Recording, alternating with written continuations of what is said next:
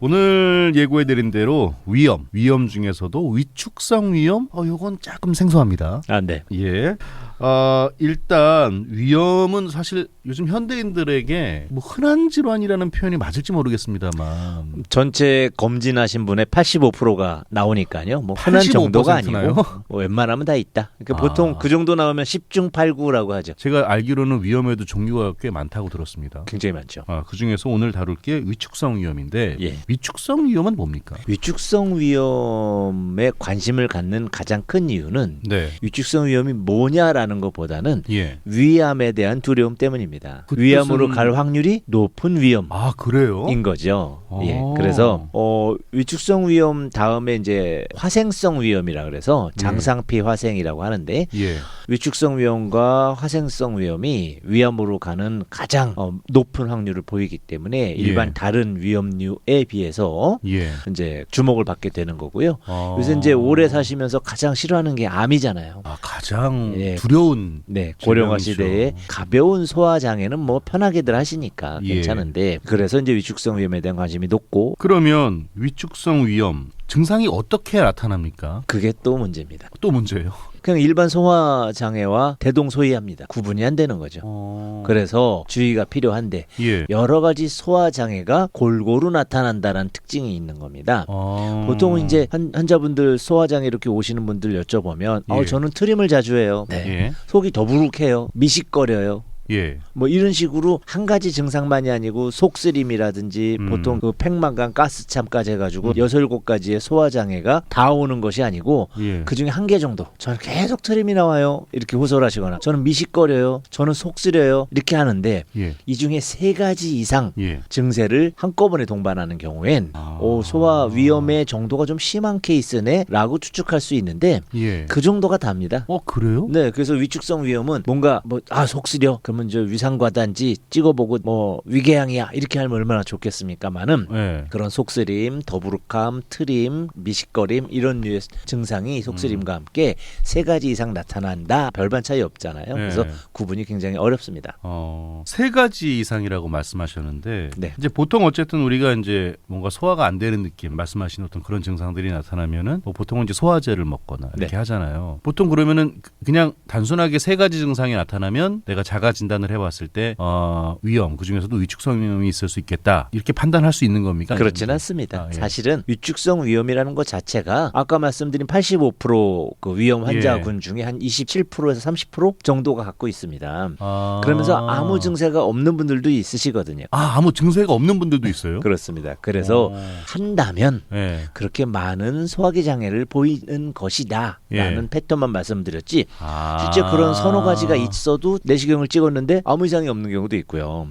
패턴이 그렇다. 네, 아무 증상도 없는데 그냥 정기 검진만 받았을 뿐인데 예. 내시경상 위축성 위험이 나오는 경우도 있고요.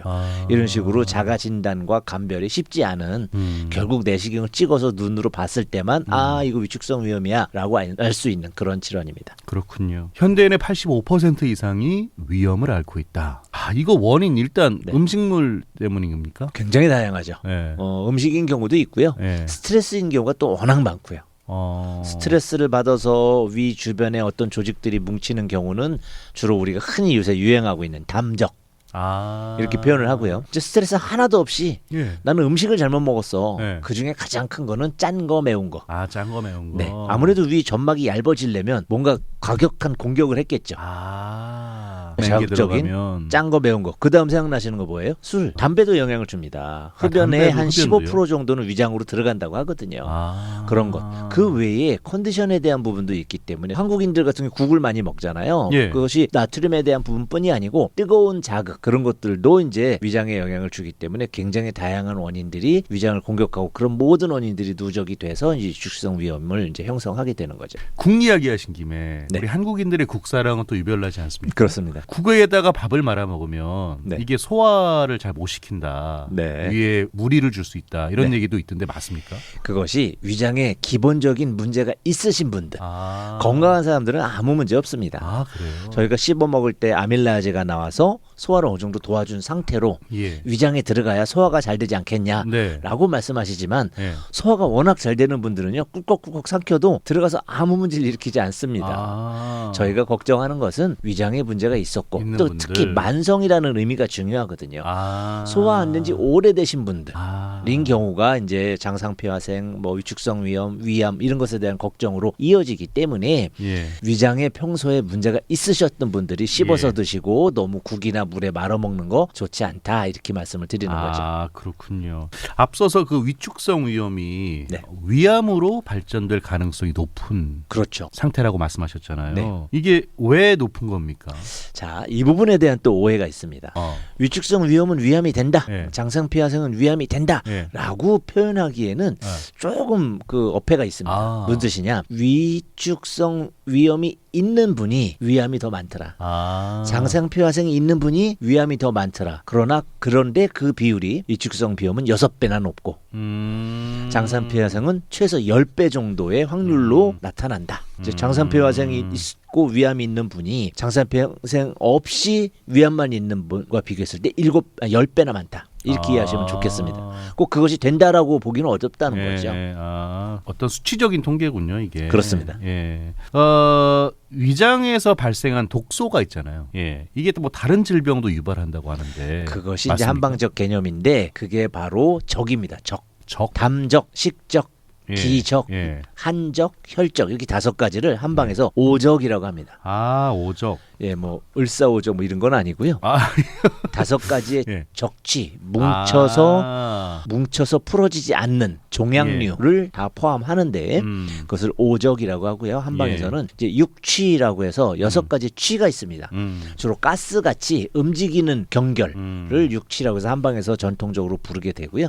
그 중에 이제 음식에 의한 노폐물이 생겼을 때 지금 말씀하신 그런 독소가 생기는 경우가 있고 또 이제 그 담적이라고 해서 스트레스를 받았을 때 경결된 부분이 또는 그런 노폐물을 만들 수도 있고요. 또는 이제 혈적이라고 해서 이제 생리불순이라든지 아니면 이제 어혈, 충돌의 충격이라든지 혈관 파열 이런 것에 의해 생기는 혈적 또는 몸이 냉해서 저희 한국 사람들이 왜 그 국물을 좋아하는지 아세요? 왜 좋아할까요? 찍어 보면요 유독 배가 냉해요. 한국 사람들이 특히요? 네, 그렇습니다. 그래서 따뜻한 국물을 먹었을 때 그 만족도가 훨씬 높습니다. 우리는 왜 국물 없으면 뭔가 안 될 것 같은 느낌 뭐 이런 거 있잖아요. 밥 그렇죠. 먹을 때. 이건 여담이지만 산후조리할 때 그 미국이나 유럽에 가면 예. 찬물로 샤워하고 아이스크림 주고 이런 경향성이 있어서 우리나라에서 이민 가신 분들이 굉장히 힘들어했습니다. 우리 무조건 미역국 드셔야 되는데. 미역국에 따뜻하게 했잖아요. 네. 그것이 약간 인종적 차이라든지 그런 부분에서 오는 가장 기본적인 건 몸이 냉한 분들이 많다는 거죠. 네, 그것이 이제 국물 문화에도 영향을 주게 되는 이제 그런 부분들 때문에 한적, 냉에서 오는 그래서 추우면 심해지는 이제 그런 이제 적까지 해서 한방에서는 여러 가지로 그 노폐물들을 나누고 있습니다. 그러면 한방에서는 어떻게 치료를 합니까? 지금 말씀드린 그 5가지 이제는? 종류에 따라서 원인이 나왔기 때문에 저분은 기순환이 안 돼서 온 거야. 그럼 기를 보강하고 기를 뚫고요. 담적이야. 그럼 노폐물이 많이 들어가거든요. 그러면 이제 한방에서 이진탕이라든지 그런 이제 스트레스에 의해서 발생된 그런 노폐물을 제거하는 약이 따로 있고요. 이제 식적이라고 하면은 음식에 의한 부분이잖아요. 그럴 때는 이제 평이산이라든지 소화와 관련된 음식을 삭혀내는 약들이라든지 이런 식으로 다양한 원인별 처방들이 있습니다. 예. 거기에 이제 침이라든지 뭐 부항이라든지 뭐 위장 부위도 추나를 합니다. 위장 마사지죠. 부위도요? 일종의 장 마사지를 하고요. 적치로 누르면 굉장히 아프고 단단하게 뭉쳐 있거든요. 거길 마사지를 해줍니다. 그런 부분에 의해서 장 마사지가 이제 파생된 건데 그렇게 함으로써 적치가 풀어지기도 합니다. 예. 네, 감사합니다. 네, 지금까지 이만희 수원 보성한의원 원장과 함께했습니다.